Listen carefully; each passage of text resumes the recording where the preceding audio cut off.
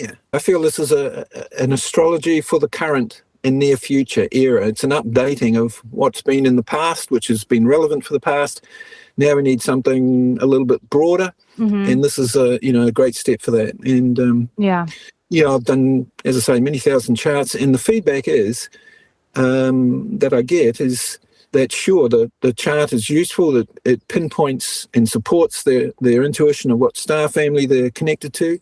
It even supports where they feel like they've been on past lives on the Earth, what part of the planet they've been on. And the real beauty of it is that it defines what is in your Akashic records, which is embedded in the DNA at the energetic level, the plasma level of the DNA.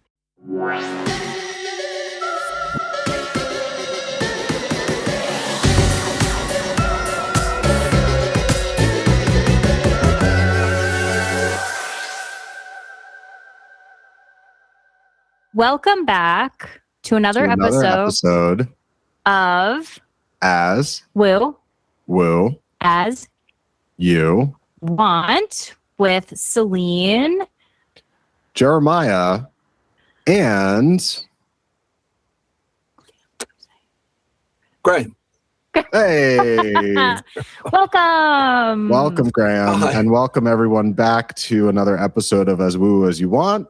Apologies for the bit of a delay. I actually had COVID, so we had to pause this recording until today. As you can see, my surroundings are a little different. But we're back, and we're super excited to have Grayham Forscutt with us today. So, Yay! Thank you. And Let's hope it's interesting. Yes. Yeah. I'm sure. We're both really excited. And for those who listened to our episode with Winslow Elliott, that's how we know about Graham. Winslow, during our conversation, mentioned Graham and his Galactic Astrology methodology. And Celine and I were just like, well, we need to have Graham on the show. Absolutely. So thanks so much for being here. And the time difference was a little bit of a doozy, I know. But It's all right. It's 9:30ish, I guess, or 9 o'clock here. Oh, perfect.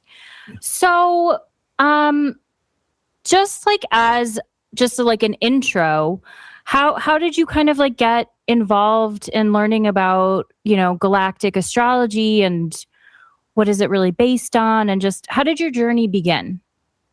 Okay. Well, I'm in my late 60s. So back in the early 1980s, long before the internet and anything like that, I was reading all the books I could on esoteric things, Rudolf Steiner and the Theosophists, Alice Bailey, all about the Kabbalah. I was learning how to creatively visualize. I began learning how to astral travel. I was involved in researching sacred geometries of the day and, of course, learning astrology. I was reading all the different styles of astrology that were available back then. I was also including the latest in astronomy, the Mayan calendar, all these sorts of things, 12 chakras, and it was all new back in that era. The first books were coming out, so I was sort of reading it all and consuming it all. And, I was doing the experiments that you would do when you were trying to do things like astral travel. I had the luxury. New Zealand's quite good. Even back then, we had a good social security sort of setup. So I was able to spend most of my day after day, year after year, in fact, doing what I wanted to do. And a lot of that, especially back then, I was really, because I was younger, late 20s, I was really wanting to experience what they now call out-of-body or astral travel. So I put a lot of energy into that.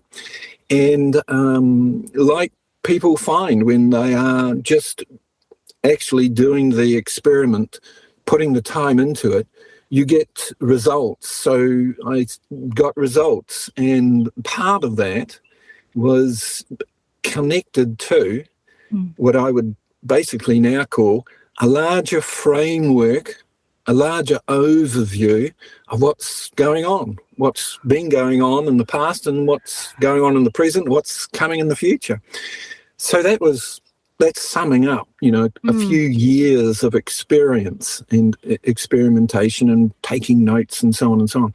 And a part of that led on to, the astrology that I was learning and reading and playing around with at that time didn't seem to be accounting for some of the experiences and some of the information. I was reading the Ra material by the Law of One, which was sort of broadening the scope of theosophy. And so I began to experiment with my understanding of sacred geometry. This is specifically the golden ratio and all the geometries and so on that spring from that. So I was beginning to experiment with the geometries in relationship to a number of other things, including astrology.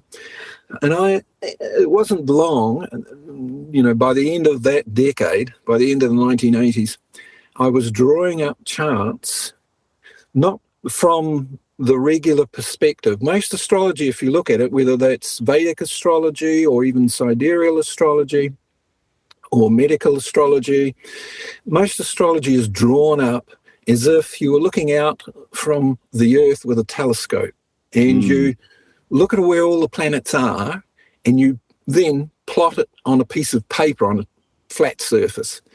Whereas, in fact, that's not really where the planets are.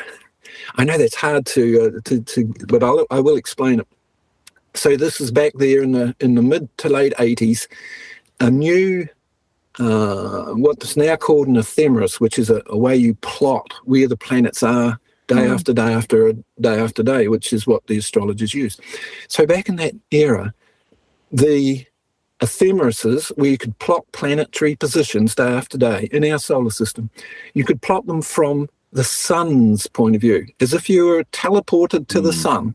And on a specific day, like today, you could look out and plot where all the planets are from the sun's point of view. Well, they're in different positions when you look from the sun's point of view than when you look from the Earth's point of view. Right. And the sun is, in my view, even back then, I realized it was a heart. It was a mother. It was a parent, if you like. The planets are like the children or chakras. The theosophists labeled them as chakras. So once I understood that the real positions of the planets from the heart, which is the same as my heart, it's a fractal. So drawing up a new astrology, positioning the planets in their true positions was basically the starting point for me. I'll just give one example. In real time, just recently, a couple of months ago, astrologers correctly were saying there was a Jupiter-Neptune conjunction looking out from the Earth. True enough, they looked like they were at the same place. But if you were to ask those living on the moons of Jupiter or someone living on Neptune, if you were to ask them when those two planets were together, when they're conjunct, they would both agree that it's coming up in about 2 days. That is the real conjunction of Jupiter and Neptune. That's the only real conjunction. If you happen to be on Mars or Venus and you were looking out, you would see that Jupiter and Neptune were conjunct, not on the same day as when the Earth astrologers were saying. They would have their own view, but depending on where their planet was positioned when they were looking out to see when those, when Jupiter and Neptune were conjunct. But the only true conjunction from the perspective of Jupiter and Neptune, when they really get together, is in about 2 days, 3 days. I think it's the 5th. So that changes everything. In my view, that changed everything. But this is old news for me. This was in the late 80s. So since then, I've been using the sun as a frame of reference. It's called heliocentric astrology. It's not that uncommon these days. Right. That was the beginning point. And from there, I was able to leap and extend that to make it a galactic or a galactic center orientated astrology was the next step after that. Did you, during any of your like astral journeys, like in those moments, did you connect to that kind of energy and those frequencies, and then that allowed you to do it in more like day-to-day time? Like, was there a point of like inspiration about where to go because you were tapping into those different kind of energetic ideas or thoughts or beings? Yes, and this can all be, I can provide evidence in this current time frame, but back in those days, it was more just the experience. But I've been able to gather the evidence in physics and so on. So rather than saying, well, I had this experience and that experience, there were a certain number of experiences over a few years, which nowadays you would call them interactions or downloads and so on. But it was basically related to the center of the Milky Way. I know that sounds weird, but physics has this understanding via their experiments, repeatable experiments, that two locations can interact in real time no matter what the distance. Oh, yeah. So I saw my that on understanding, your podcast. even in the late 80s, that was, sort of cutting edge back then. My understanding even back then was, well, if a higher dimensional or a more advanced, more coherent group of society, a galactic federation or whatever, if a more advanced society was out there somewhere, then long ago in their past, they would have had that understanding that two locations can interact in real time. We certainly have many examples of telepathy going back, Theosophies, Seth, so many examples. So I understood that, well, there's no reason why, if this is correct, that I could not have a real-time interaction with those that inhabit the galactic center. The heart, the main heart in the galaxy. I know that's a big leap.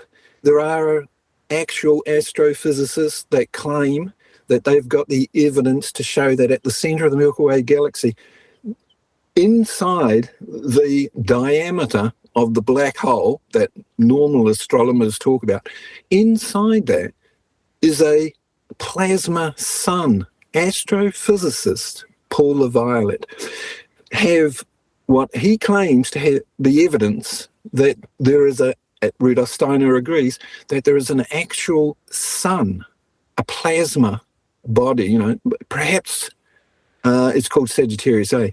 So perhaps that itself is, has its own group, its own inhabitants. This is a working theme that's been going, that I've worked with for many decades. So that sort of advanced the astrology out beyond the perimeter of our own solar system. So, sorry, Graham, with that for a long time. Yeah, so I want to actually get a little bit deeper into that in terms of. So from your perspective, you were looking at astrology, you were having all of these experiences, traditional astrology, Vedic astrology, sidereal astrology, and it was all coming from the earth. So so to your perspective, that was almost, maybe not limited is the right word, but one way of viewing things. And so from there, you shifted to a heliocentric astrology, and that was a new perspective. And then you took it even one step further and went to a galactic center astrology. Absolutely correct. Got it. And so with each of those astrological orientations, what you're getting out of those readings are going to be related to your perspective, where the center of that astrology is. Do you mind just giving us a bit of a differentiation between those, like Earth-centric, heliocentric, and then galactic-centric? Because I think that would be a really helpful, kind of framework for people. I'll give it a go. So generally, astrology is called geocentric. Geo for Earth, earth-centric. We can flip geo around, those three letters, to get the word ego. Not ego in the negative sense. I love that. Ego in the sense of Rudolf Steiner. In the Theosophists and Rudolf Steiner, and even in the Kabbalah and the Tree of Life, the ego is what they mean when they term the personality, which is the three chakras. At the three bottom chakras, it's our physical, our emotional, and our mental, the 3D reality, basically. So geoastrology is, not only can you use it for the moon and the cycles, growing plants and so on, like the Steiner and the moon cycles, it's a useful astrology for the personality, those three dimensions. Right. When you get to helio, you've got the word like solar, S-O-L-A-R, we've got S-O-U-L, solar. So we've jumped from a personality astrology, and with intuition you can get a little bit more out of it, and you have insights about the soul level and so on, but you jump straight to the heart, straight to the center of our sun. In Steiner's work and some of these earlier teachings, the sun was seen as a portal. Amateur astronomers claim that they have photographs of ships coming in and, coming out of the sun, going into the sun. I've got visuals of how that works in the sacred geometry, how the sun is actually a portal. They call it the solar logos, the solar hierarchy, where those that are capable can actually inhabit the sun as a body, as a life, as a living entity.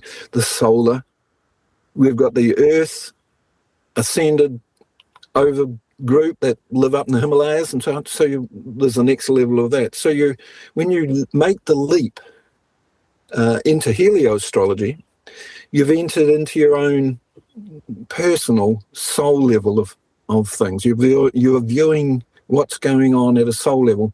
That includes your living experiences, or your gathered incarnations from not only on Earth. So that's the first step into the solar level of astrology. In the initiations, I know this is old school now, and I don't use any of this in my contemporary, way of using astrology. But in the old days, you had the initiations, and when you got to what they called the fifth initiation, then you become an aware solar being. You become part of that collective that has that level of awareness, that level of overview, and you start then as a student, and you begin to develop that broader view into the galaxy. And then you begin to make a conscious link. They called it the central spiritual sun in the past in these books. So which is in its first instance the galactic center. So you can tap into that. And as the physicists can provide evidence for, two locations can interact in real time over any distance. Right. A longitudinal wave is the physics name for it. A longitudinal. Do you have any background in physics? Did you study physics when you were young? Because starting back in the 80s. I see. My entry into physics came via Bucky Fuller, Minister Fuller.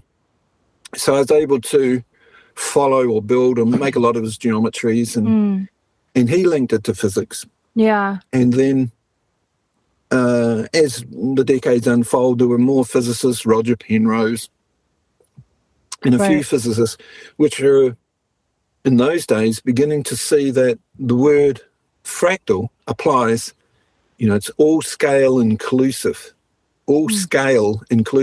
which also means all dimension inclusive. So they begin to realize that the underlying framework for fractals was based on the golden ratio, what's called the golden ratio spiral.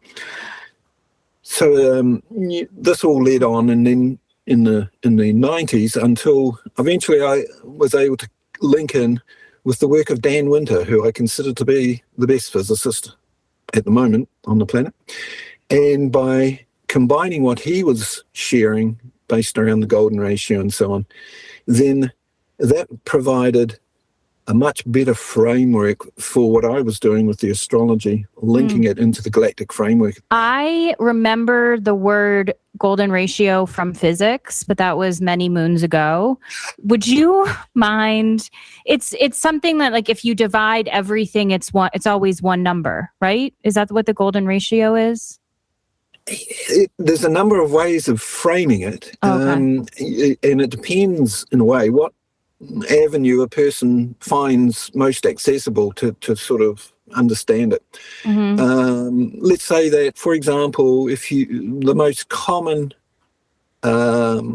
distance from the horizon up to where the rainbow is and where the sun is positioned, that is a golden ratio itself. So the sun, earth, and the rainbow are linked in this golden ratio geometry.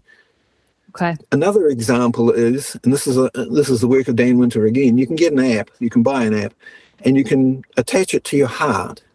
And when you sit and meditate, as you're meditating, you can watch a graph on the screen on your phone that as soon as you stop thinking and you're in tune, resonance with the oneness, as they say, then you watch in real time your heart release frequencies around your auric field, throughout your auric field, and the invisible plasma around you, the ether, based on these harmonics of the golden ratio.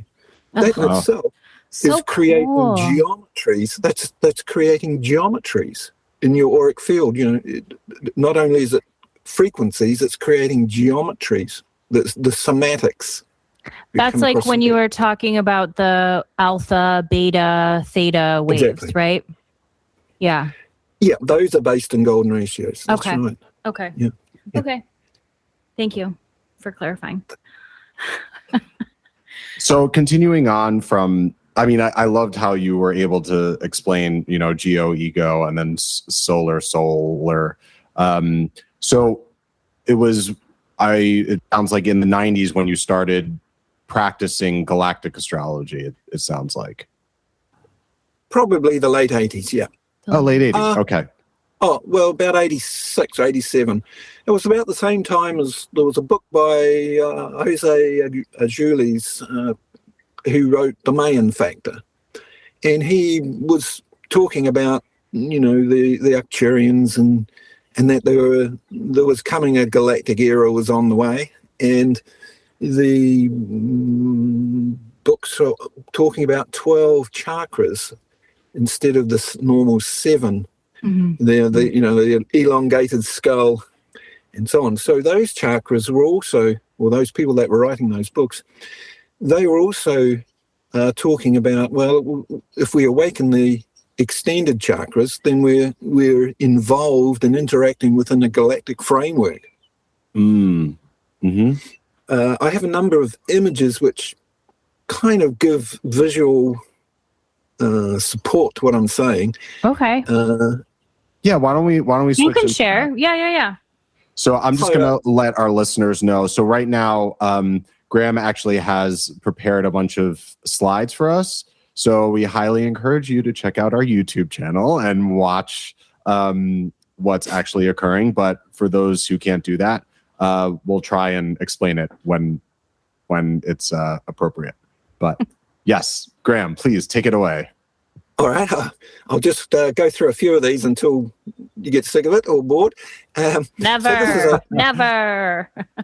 This is from the New Scientist. This is a image of what the latest view of the galaxy looks like from outside the galaxy. So there's the Milky Way center there, and I don't know whether you can see it, but I've put a sort of a pink pentagon there.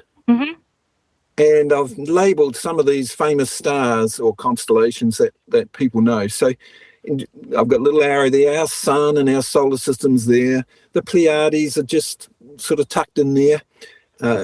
This one, Orpheus, is it the famous 13th sign? That's sort of there.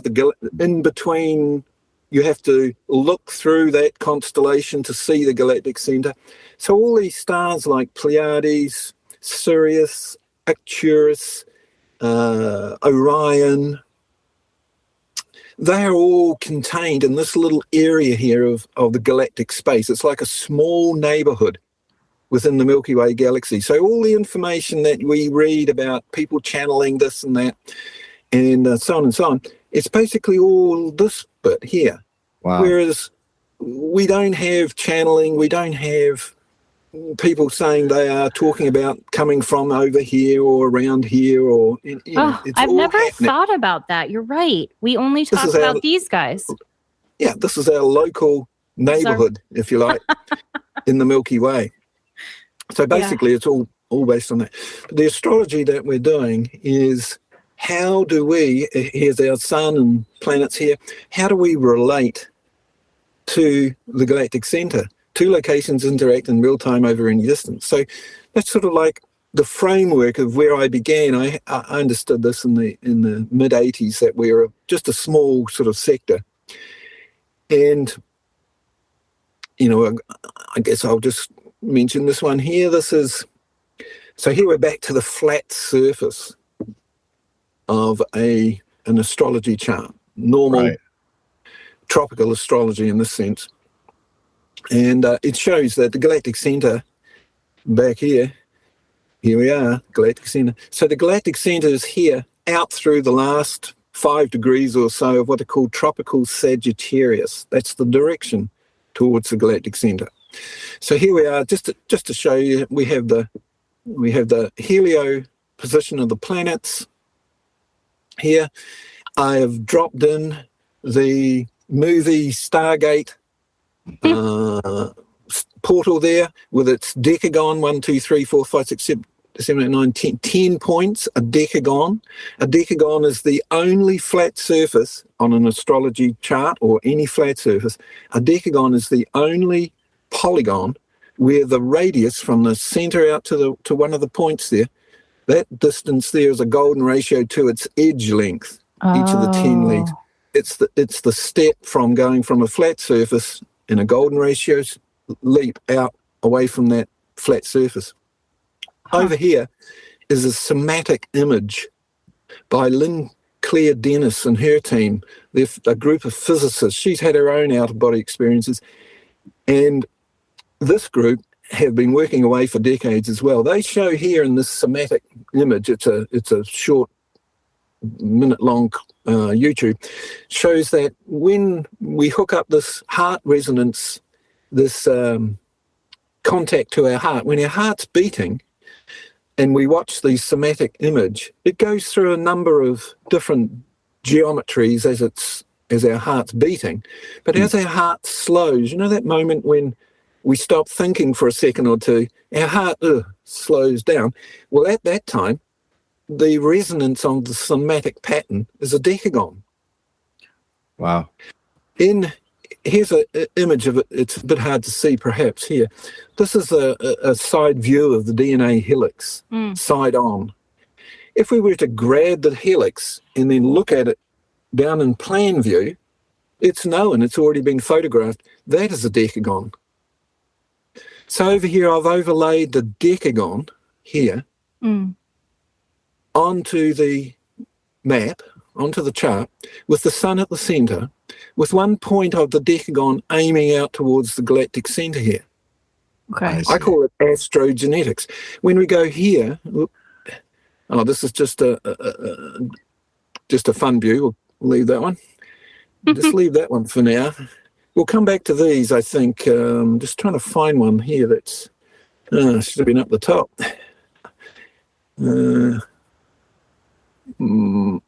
Okay. So this is sort of a rough view of what a longitudinal wave looks like. And here's our Earth, and say, for example, here's another sun like Sirius or the galactic center. So information, think of telepathy or channeling. In my view, there's no reason to doubt that if humans, already 3D scientists understand this, there's no reason to assume that a more advanced person or group aren't actually, making use of this understanding that two locations can interact in real time. Telepathy and heart resonance is a golden ratio phenomena, and a longitudinal wave, which is a helix, like a DNA helix, there's no reason to assume that, this is what they're doing. This is how they're accomplishing their telepathy, their channeling, their travel through portals, etc., etc. Can I ask a question? Sure. Okay. So that's sort of saying that no matter where you are, if you're on Earth, if you're on Sirius, if you're in the Palladian energies, because of that longitudinal wave, two particles can exist at the same time. That's how the communication between these extraterrestrials or these different energies, we can interact with it, essentially. Exactly. Through this physics. Okay. The physics provides a demonstration of the principle. Right. And we can extend on the principle once we understand what the word fractal really means. It means you'll find the same results at different scales, basically. So if we can see it at one scale operationally active and working, which the physicists have done, Constantine Merrill and Dan Winter, they've gathered support to show that. The experimentation that they've done to try and plot an activity faster than the speed of light, what would you look for? Well, you would multiply the speed of light by the golden ratio. You'd multiply it by the golden ratio, and you'd end up with a certain speed faster than the golden ratio. So they looked at that specific speed. They looked at that speed. They did experiments, and sure enough, the phenomena that was the result of their experiments happened at that speed faster than the golden ratio. So that was like the first fractal step in a Jacob's ladder type ladder of golden ratio frequencies that get faster and faster beyond the speed of light. It's not long then it almost becomes instantaneous. It's not long after, because it fractals both in speed or velocity, and the time it takes to get to the next speed, well, that shortens by a golden ratio. So it's going faster, ding, ding, ding, ding, ding, but in the speed it takes, the distance or time or whatever, however you want to see that it's increasing at is also diminishing by a golden ratio. It's getting faster and faster and faster, exponential in that sense. Okay. Okay. Thank you. And here's the evidence of the solar system as a golden ratio fractal portal through the sun. It's well known in a lot of posts we see on Facebook and that. It is this image here, and that is that here's the green line here. That's the orbit of Venus. Outside here on the white line, that's the orbit of the Earth. Well, as the Earth takes 5 years, so there's a 1, 2, 3, 4, 5. On a 5-year period for the Earth, well, the Venus has gone around the sun 8 times. That's a golden ratio. That's called the Fibonacci series, which is a slightly abbreviated golden ratio. And this is well known. This is part of not only astronomy but astrology, is that when the Earth goes around 5 years, then Venus will have gone around 8 times, and it will plot at these points a pentagon, which is half of a decagon. And all these distances here, that distance to there, and that distance from there over to there, these distances, these lengths, if you've got your measuring tool out, they're golden ratio. So then along comes another researcher, John Harris, an astrophysicist, I guess, of some sort. He was able to show that, here's our sun at the center here. He was able to show that from the sun, if we draw a line out here, straight out, and we start at the sun, we go out distances, we go out to, say, Venus, the radius from the sun to Venus, the radius from the sun to Earth, the radius from the sun to Mars, the radius from the sun to Jupiter, those radiuses from the sun outwards to the planets, The mean radius is golden ratio lengths. The speed of each planet in relationship to the other planets, and we've just given the example there of the Earth and Venus as being a golden ratio. Well, not only those two, but once again, John Harris was able to prove with evidence that the entire solar system, the speeds of each of the planets is related to the other planets in golden ratio harmonics or frequencies. So space, the distance out from the sun to the planets, and time, the speeds of them, are both based on the same principle, the same template, golden ratio. That's Einstein's, in a way, that's Einstein's unified theory in that sense. So the entire solar system then is, think of the sun moving along, you've got the planets spiraling along, it's like a helix. That helix is based on the golden ratio. When we take the photographs looking down our own DNA helix, it's exactly the same. That's what fractal means. Right. And we'll see that at all scales, potentially. If we were to look and study close enough, we would find it has to be at all scales. That's the nature of the fractal. So there's evidence, therefore, that our solar system moving through space and time with the spiraling of the planets, that itself is a longitudinal wave. That's what it is. It's a slower one. It's not moving faster than the speed of light, but it's a longitudinal wave. So our solar system moving through space or orbiting the galaxy as it does is a longitudinal wave, a fractal of the same longitudinal wave you see when you look down the DNA helix, the same wave you would experience or see when you were looking at a person's heart resonance. If you're able to see that, that would be that same thing, and it'll go up in scale beyond the galaxy. And I've been able to overlay golden ratio geometries on astronomers' photographs of larger scales than the galaxy and find the same thing, exactly the same thing. And on here we've just got this is the golden ratio spiral. So you could start at any one of the planets, saying you could come down here and you get to the next Jupiter, and here's Saturn in this sense, Jupiter here. So it's at the golden ratio distance to the next smaller decagon, then the spiral goes, and there's Mars, the spiral goes.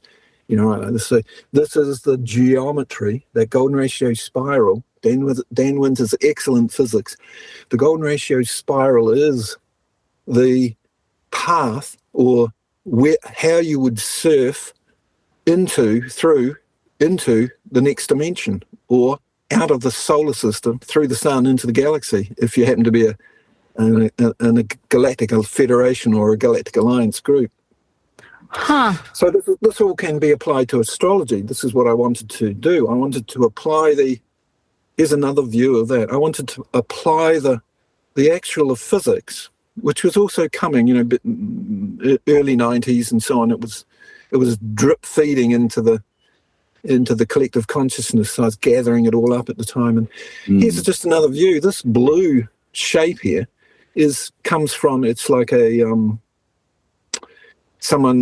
company, I guess, has designed a kind of a vortex tube here where you put water and flow water. So I just put the golden ratio there, that blue shape there, and here shows there's the diameter of the Earth's orbit, there's the diameter of Venus's orbit, there's the diameter of Mercury's orbit, all based on golden ratio. It's exactly the golden ratio of these toroidal fields, one inside another, inside another, inside another. The Heart Math Institute toroidal field around the heart.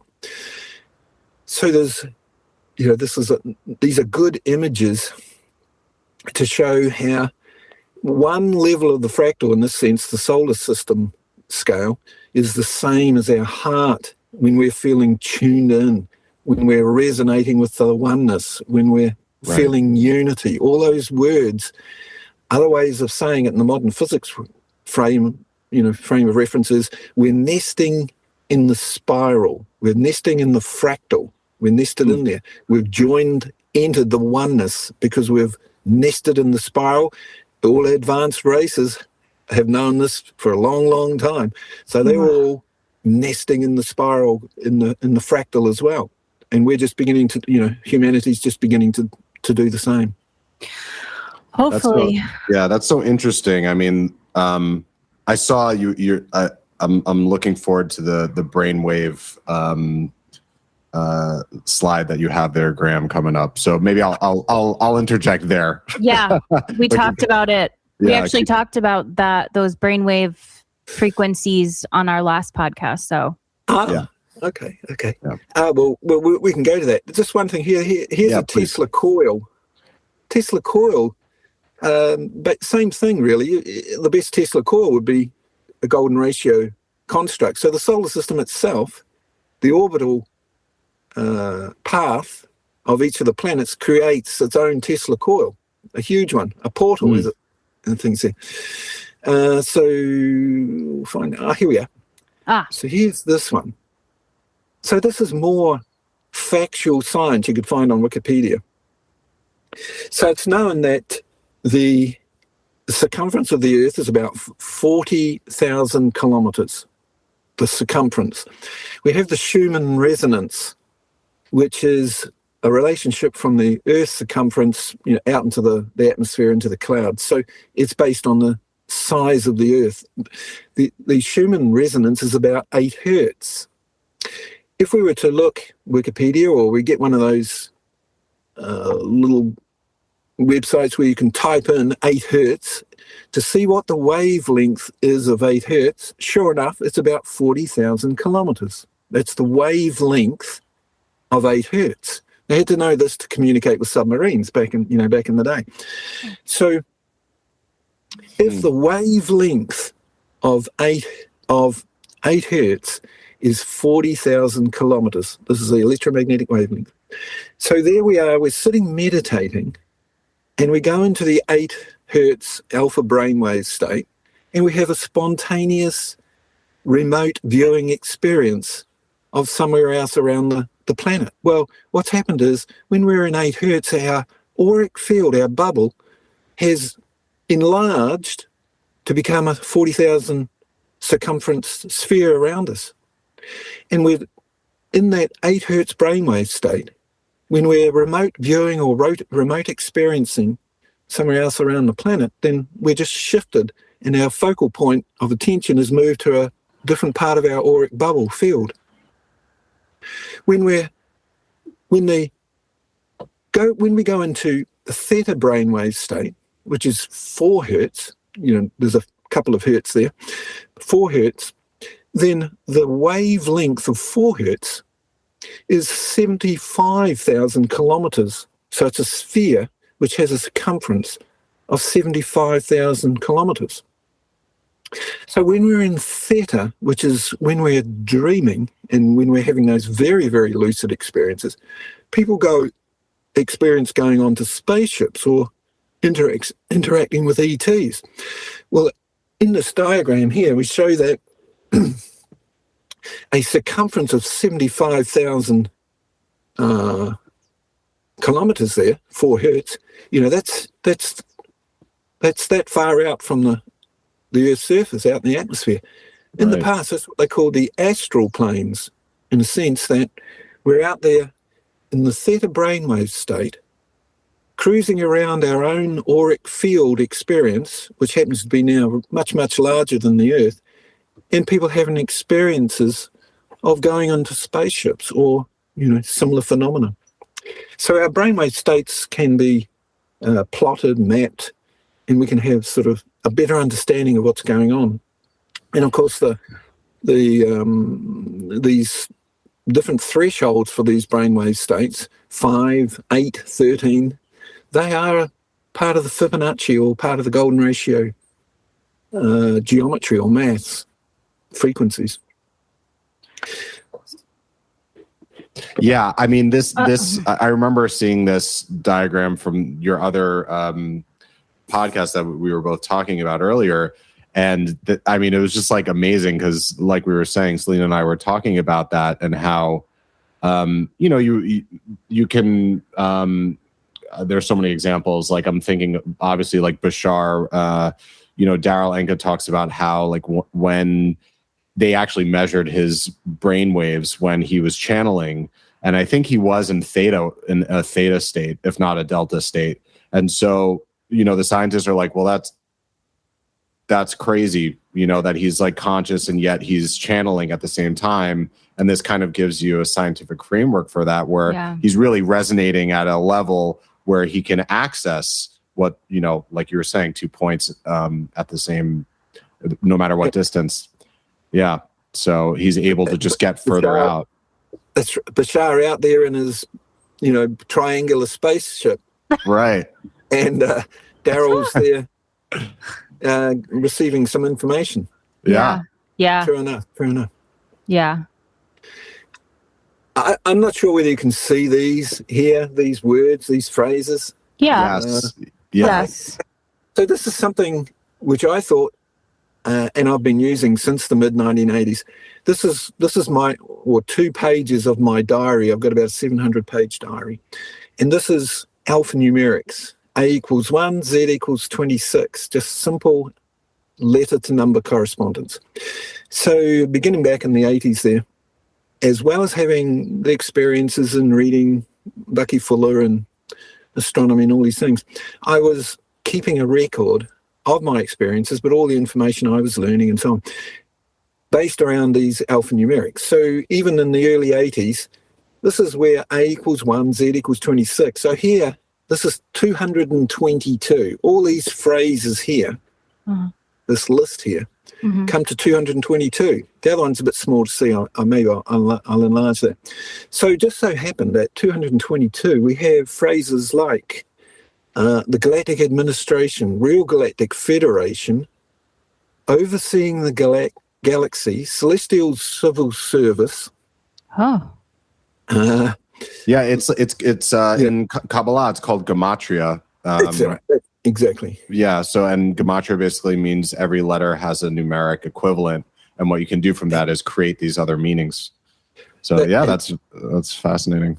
Yeah, cross-referencing, and so this was part of my ongoing experience, was to keep track of some of these ideas that were coming and putting it in this way.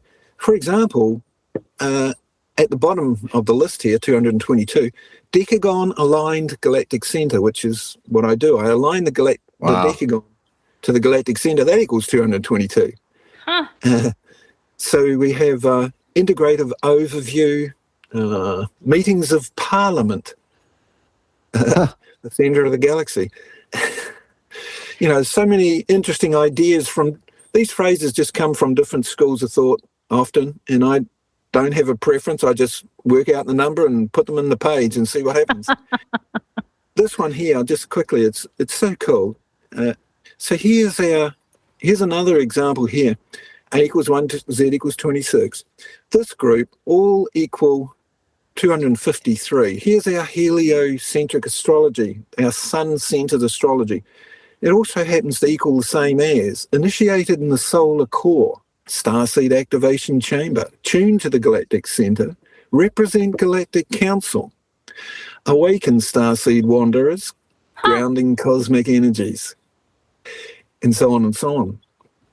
So it's a story, in my own experience, it's been an experiential story, but it's also been like I have these rational kind of ideas that somehow support it, which haven't really come from any one particular source.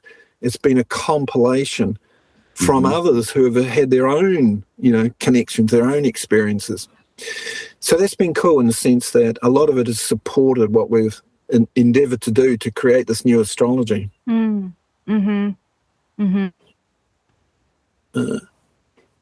not sure. This is just a collection of images that I've used elsewhere. Sometimes I cut some of them out and put others in. This is the famous Sagittarius here. So we're, still close in our neighborhood of the Milky Way. But it just so happens the constellation or the stars that make up Sagittarius, there he is. He's about to release his arrow from his bow. And in general astrology, that arrow is aiming for the truth. Well, that arrow is almost directly pointed at the galactic center. So in the past, they had some understanding there that this was, this was where, a worthy endeavor to take. So a number of other images, just say if you want to have a look at these, but probably that one's not too interesting. Well, I've got lots of examples because I've had the luxury of time, in a sense, over the years. I've been able to look at famous people, even groups of people. And here's a perfect example here.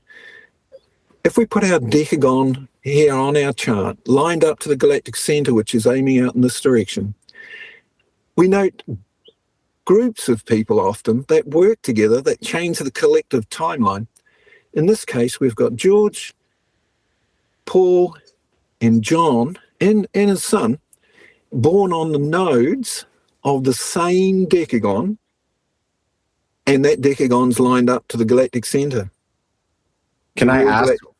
The real Galactic Federation. I'm just curious, Graham, where's Ringo? What happened? He wasn't in that. He wasn't part of that decagon. I don't know why, but Very interesting. He wasn't part of that decagon. Well, but the other three were.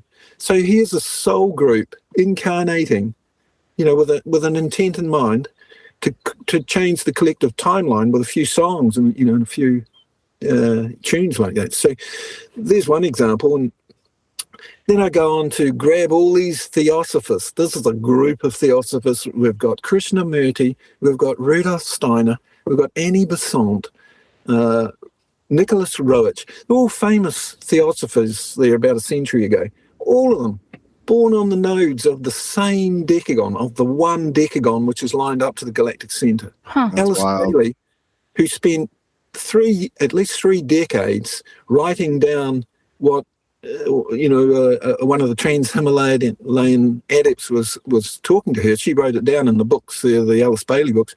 She was born and died lined up to the galactic center. Wow. So there's heaps of examples. Here's another example. This one, there's a famous star, it's a bit hard to see, in Orion called Rigel, Rigel. This is the Mary Magdalene bloodline.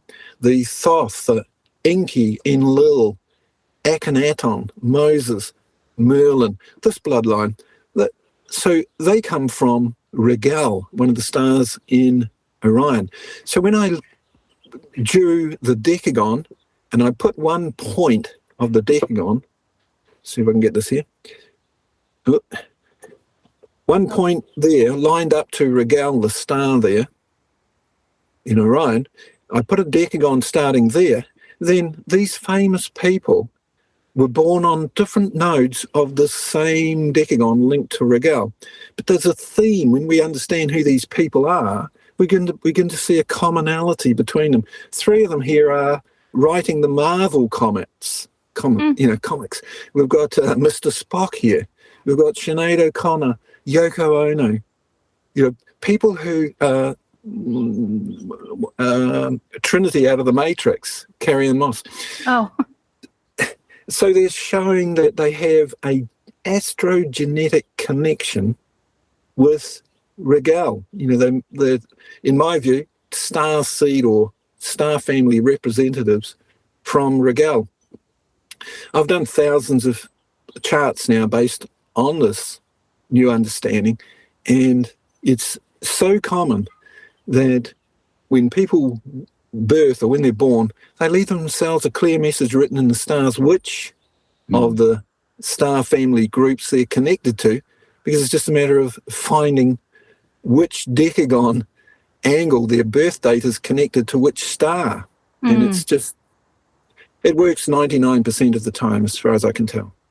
So just to reframe again, so what you're showing us, and for people who can't see the slides right now, Graham has basically done a number of plots where you're seeing these natal charts, but again, they're being aligned according to the galactic center with the sun. So it's heliocentric, but it's being aligned with the galactic center using the decagon as the framework. And correct. Coming from out of that, not only is it aligning obviously with the planets, but it's also aligning with, if you look further out, there's these star systems like Regal and Orion, where you're basically just taking a wider view and seeing how far out you can go, and you're seeing these kind of commonalities between people. Correct. I have a friend and her family, she herself and her about 6 other members of her family, her cousin, her grandmother. When I looked at all their birth dates, they're all on the same decagon points, the same nodes, but it's lined up to Sirius. I put the decagon with one point lined up to Sirius. The whole family, or majority of the family, they're all part of the same soul group, and they're showing that they're linked to Sirius, which is, basically where those, people like Rudolf Steiner and that, the Theosophists claim that they themselves are representing the Sirian, ETs, so they're part of that family group. So interesting. Even here's Helena Blavatsky, who introduced Theosophy about 1885 or 88 or something. So here she is. Well, her birth date, 36 degrees away. So she's born on one node of the decagon away from the arrow pointing out to Sirius. She wrote a famous book in 1888 called Isis Unveiled, which is all about Sirius in a way. And she had an asteroid in her chart. There's an asteroid called Isis. And in her chart, it's a bit hard to see, but she had the asteroid Isis directly lined up to Sirius. So she's born on a node, a decagon node linked to Sirius. She's representing the trans-Himalayan adepts who claim they're from Sirius. And she writes a book called Isis Unveiled, and she has an asteroid called Isis lined up to Sirius. It's all starting to make sense. Oh, this is a great example. Like, I'm not in the US, and I don't really care about US politics, although I know who I'd vote for if I was there. But I did Elizabeth Warren's chart, and boy, did she have an amazing chart. She's not only born directly lined up to the galactic center, she has a number of major planets going around on these nodes of this decagon. She's just packed with these planets, including some of what they call the trans-Neptunian planetoids. There's been a bunch of them, at least 20 planets outside of Neptune, discovered in the last couple of decades. Neptune in astrology is our crown chakra. So these trans-Neptunians are beyond the crown chakra. They're the new archetypes for the new reality. And she has a bunch of them, all on these different nodes. So she's come in with a role. Think of what I said about Alice Bailey, also born lined up to the galactic center. So here we have another person who's perhaps in the future, she'll make more and more of an impact. I'm ready. Elizabeth Warren 2024, here we come. Yeah, sounds good. Sounds good. And I've seen many famous people. The person I mentioned before, Dan Winter, he's also born on one of the decagon nodes linked to the galactic center. These people are coming in with global changing information, if you like. Celine? Huh? Did you have something? I have, but I'm gonna ask at the end when he's done. Okay. I did have I'm curious, Graham, what else you've got for us? Well, I've got this one. It's impossible. I understand it's impossible to really grasp just sort of exactly what this is. But what I've done here is I've just taken the photographs from astronomy, whether that's an actual photograph or whether it's a photograph of the infrared or gamma rays, or the ultra rays. So I've just taken actual astronomy photographs, and then I've found the center, like the center of a cluster of galaxies, and then the center of a mega cluster of clusters of galaxies. So what I've done is I've found centers of larger cosmic scenarios, and at that center I've positioned the center of the decagon, And lo and behold, at each larger scale, from simple galaxy to small clusters to mega clusters to groups of clusters and so on, and using the decagon, positioning it at the center, sure enough, the growth of that environment, of that level, that size, that growth that is unfolding is mapped out by the golden ratio geometries. Huh. So the fractal at different scales there. And it just, there's a number of different scales that I can apply that to. Mm-hmm. Which is, it's cool to see it in the real world, which is, we hear about negative ETs trying to do this and trying to accomplish that. Well, sure enough, they can do whatever they're doing, but they can't change these things that have been going on for billions of years, growing and developing, unfolding in a certain way. They just, no way that they can make any impact on that. The scale's just too large. So these are absolute, demonstratable, demonstrating the principle of the fractal, the heart, looking at the heart and seeing how that heart is at all scales, has its expression from that heart is a golden ratio expression. Mm-hmm. So I had a question in terms of the going back to these groups of people coming from specific kind of star systems. I think you've identified a number of different major soul groups or like star groups. Would you happen to be able to talk a little bit about that?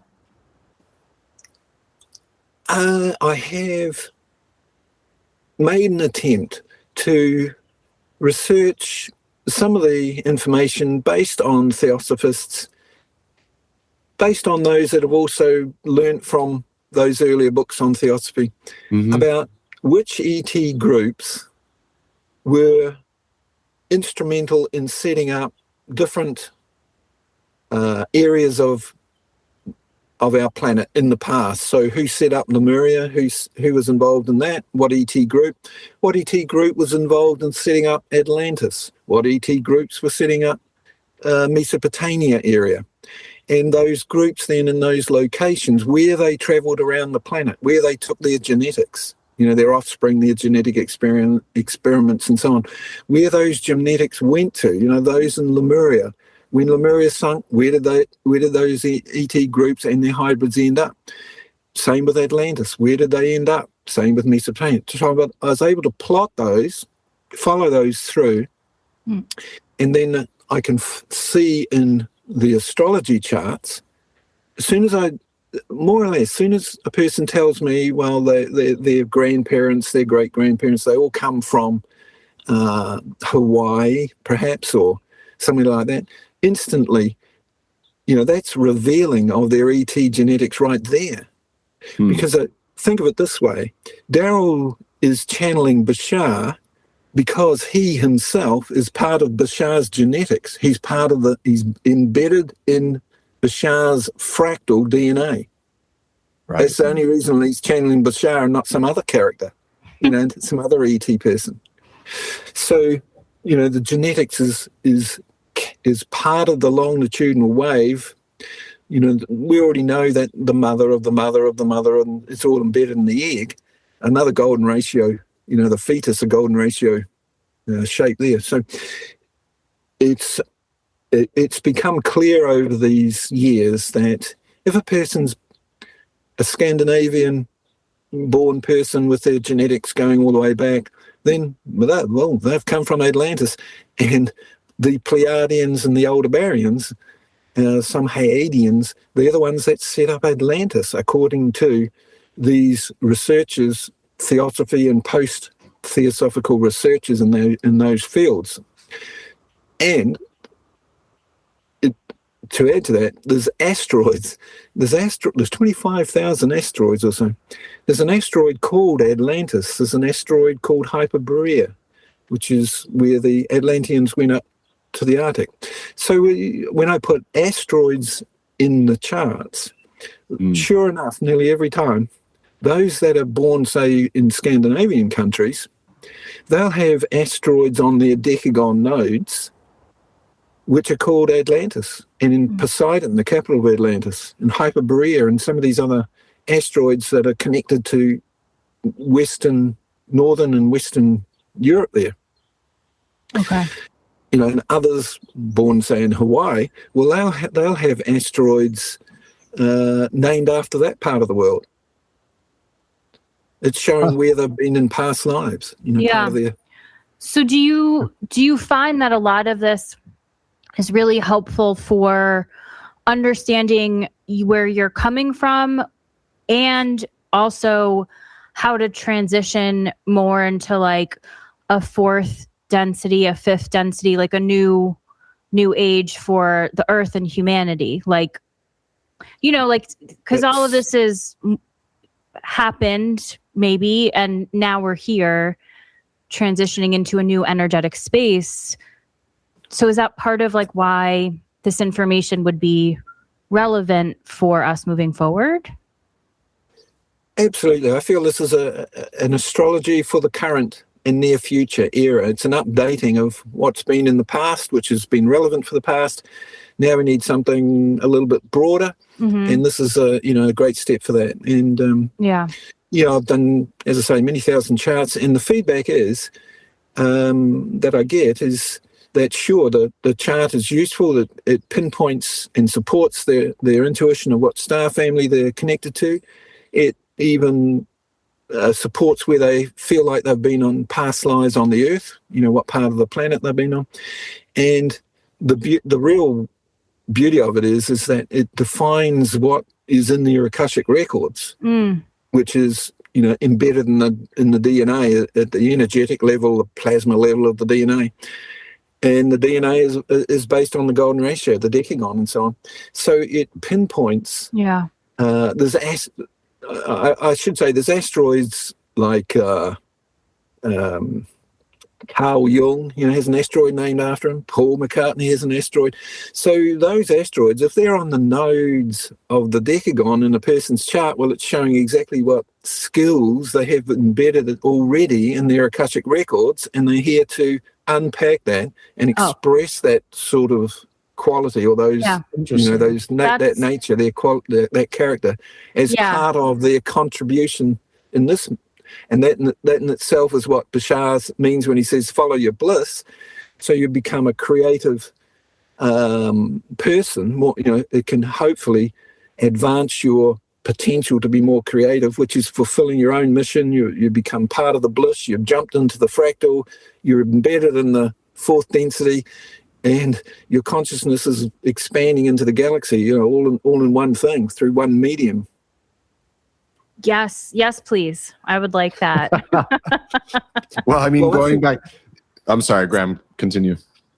Well, again, the feedback I seem to get is that once a person has their chart and they go through it, and I share through the audio what's going on and so on, for many people, it takes time to sit with. So they sit with it for a couple of years, and it unpacks itself as time goes on. They get more and more out of it as time goes on, because it's their intuition and so on. It starts to seep into their life more and more so, if they haven't already.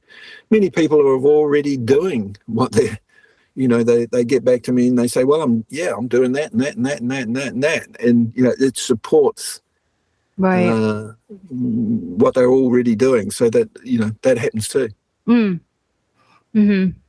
Jared, what were you going to ask? That's wonderful.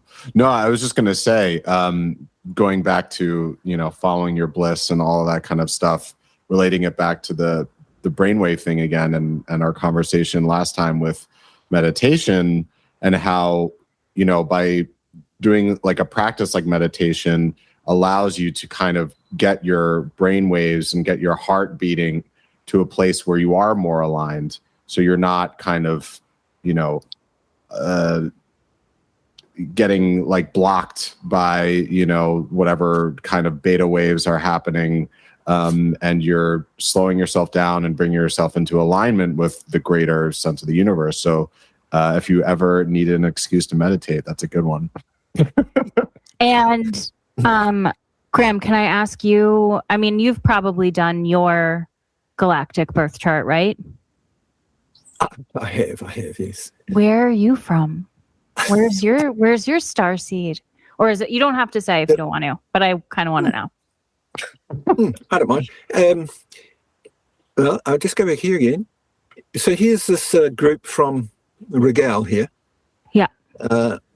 So Regal in astrology or in astronomy, in the tropical zodiac, is at about 16 to 17 degrees of Gemini. That's, you'd have to leave and head out in that direction to bump into the star there. Well, I'm born on the Decagon node there. I'm born 72 days or 72 degrees away from the star, from that alignment to Regal there. So that's showing me that is my astrogenetic connections. You know, when I started in the early 80s, the first place that I astral traveled to, without any of this understanding or frame of reference, was to Orion. I didn't know why, but that's where it went. And I made a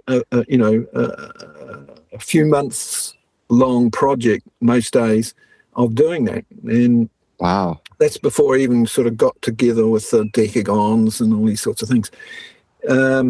But it goes further. Not that I have done this regularly for other people because it takes a lot more time, but from Regal, I can go back further and identify where else I've been as well. So, you know, it's a little bit of a deeper story, but and that would be the same for other people. It would just require more, I'd have to, you know, to put more focus and research into it. But I've been able to plot a path of other experiences and other locations. Well, not so much the experiences specifically, but other locations where I've been before getting to Regal there.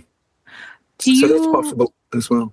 Do you find that, like, there's a majority of humans that are coming from the majority of one star system here, or is it? Absolutely. Absolutely. I would say that 20% of the charts I do would be connected to Regal and Orion in a general kind of way. Another 20% are connected to the Pleiades. Another 20% are Sirius. Another 20% are Arcturus. So that makes up about 80%. Wow. Then I have maybe 10% would be connected to Aldebaran, which is very close to the Pleiades and one of the main groups that inhabited Atlantis. So now we're down to just like 5% left, and the majority of those Andromeda, a few others from a few more sort of less known star systems. And these are, you know, that's exactly where people are born on the Decagon nodes, linked to those star systems there. And those are the main ET groups that are mentioned in history on our planet. They are the main players, basically. And sure enough, almost without fail, each person that asks me is born connected to one of these specific groups that I've mentioned. That's so... It's like wild, but it makes sense. It just makes perfect sense. I think it makes sense. And what else is all this stuff doing out there? And I think there's great support from people like Daryl and Bashar, where Bashar claims that Daryl is his own past, you know, his own genetic past. So here we have a Daryl from Bashar from a certain ET group talking to his own bloodline, his own genetics. You know, it's and in the Ra material, the Law of One, they say there as well that a person who's channeling or downloading from a certain ET group, whether that's Sirians or Pleiadians, they're doing that because they're part of that genetic family. They're part of that ET group. They're not channeling some other ET group. They're channeling their own. That's interesting. Family. And it makes sense. It's all embedded. They're all embedded in the spiral and the fractal there with that group. Wow. Oh my gosh. I have to get my chart done. I'm going to email you. Yeah, absolutely. Is there anything else that you want to share with the PDFs or anything, or? I think I'm pretty much through. I've You're got good? a bunch of other ones, but I think they were the main ones. Yeah. Okay. I go deeper into it and show how all the geometric side of it in more depth. I've got that on my website, and other PDFs I've done go into that more deeply. But I just wanted to stick to the astrology in this one. Yeah. Yeah, I think we've been through most of that. Okay. I was just going to say how the Stargate movie, that was a Decagon. So you go to, they have to type in the key to trigger the portal. Yeah, in the Stargate movie, you have to know what sort of to type in to get each of these sort of keys up and running. So it's the same thing with the charts. And when we do the charts, it's what people do when they this is Bashar following your bliss sort of thing. So when you look at a chart and you trigger the points of the Decagon by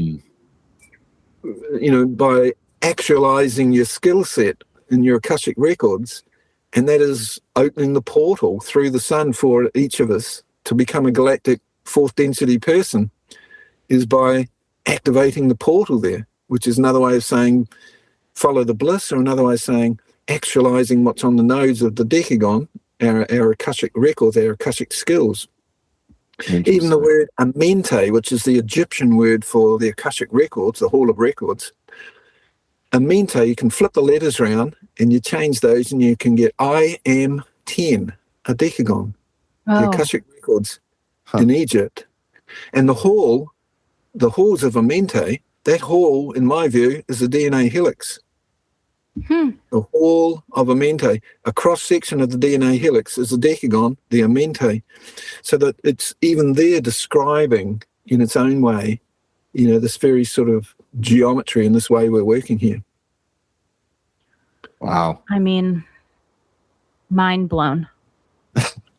Well, it's been nearly a 40-year-long journey or experiment. I mean, it's fascinating. And I think it's really, it's not weird, it makes sense, all of it. It makes sense, I think. That has always been my goal, from the mid-80s. I was born left-handed, so it wasn't that difficult to have experiences, psychic sort of experiences and so on.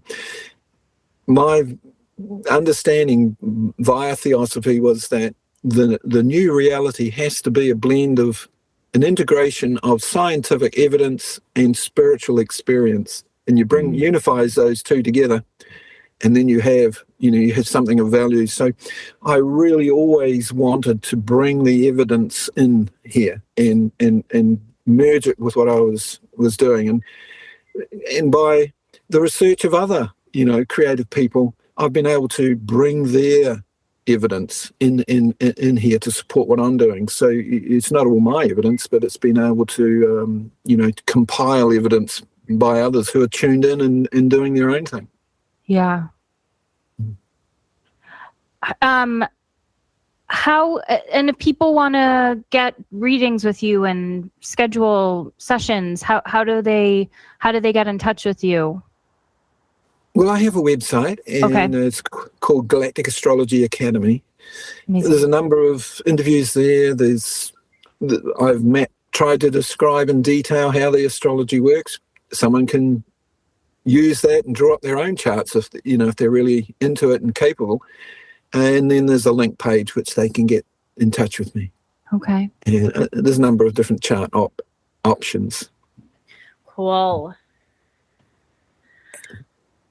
Well, Graham, this was fantastic and really helpful. I think you filled in, at least for me, a lot of gaps. And just, it was a real pleasure getting to learn more about your unbelievable journey. I mean, thank you for all the work you've been doing these last 40 years. You've really been so focused and, seem to have blessed a lot of people with your astrology and your readings. So thank you. Thank you for sharing all this information with us.